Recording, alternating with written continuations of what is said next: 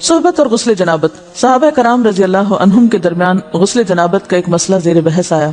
ایک گروہ کہتا تھا کہ غسل صرف دخول پہ فرض ہو جاتا ہے، انزال شرط نہیں، یعنی واٹر ڈسچارج جو ہے وہ ضروری نہیں. دوسرا گروہ بیان کرتا تھا کہ وجوب غسل کے لیے دخول کے ساتھ انزال بھی شرط ہے. یہ طویل مباحثہ کسی فیصلہ کن صورت پر منتج نہ ہوا. آخر قرار پایا کہ ام المومنین حضرت عائشہ رضی اللہ عنہا سے دریافت کیا جائے.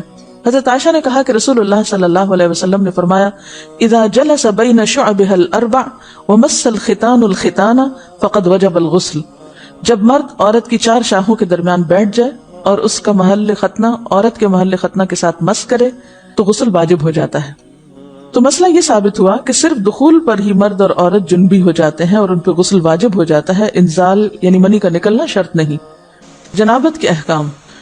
وجوب غسل کی حالت کو حالت جنابت کہتے ہیں.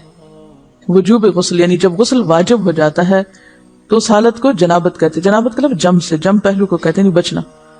مندرجہ ذیل 4 حالتوں میں مسلمان مرد اور عورت پر غسل کرنا فرض ہو جاتا ہے. نمبر 1، جوش کے ساتھ منی خارج ہونے کے بعد، اس میں احتلام بھی داخل ہے، یعنی کوئی ایسا خواب آئے یا ویسے. نمبر 2، صحبت کے بعد یعنی سیکشل انٹرکورس کے بعد. نمبر 3، حیض کے بعد. نمبر 4، نفاس کے بعد یعنی بچے کی پیدائش کے بعد. اس میں یاد رکھیے کہ بہت سے لوگ پوچھتے ہیں کہ اگر خواتین اگر انٹرنل چیک اپ کرواتی ہیں تو کیا اس سے غسل واجب ہوتا ہے؟ تو کوئی غسل واجب نہیں ہوتا جب تک کہ ان 4 چیزوں میں سے کوئی چیز نہ ہو. اس میں یاد رکھیے کہ بہت سے لوگ پوچھتے ہیں کہ اگر خواتین اگر انٹرنل چیک اپ کرواتی ہیں تو کیا اس سے غسل واجب ہوتا ہے؟ تو کوئی غسل واجب نہیں ہوتا جب تک کہ ان 4 چیزوں میں سے کوئی چیز نہ ہو. صرف منی خارج ہونے سے بات نہیں، بلکہ جوش کے ساتھ منی خارج ہونے کے بعد غسل واجب ہوتا ہے. رسول اللہ صلی اللہ علیہ وسلم نے فرمایا جب تم عورت کی 4 شاخوں کے درمیان بیٹھ کر صحبت کرو تو تم پر غسل واجب ہو گیا اگرچہ منی نہ نکلے.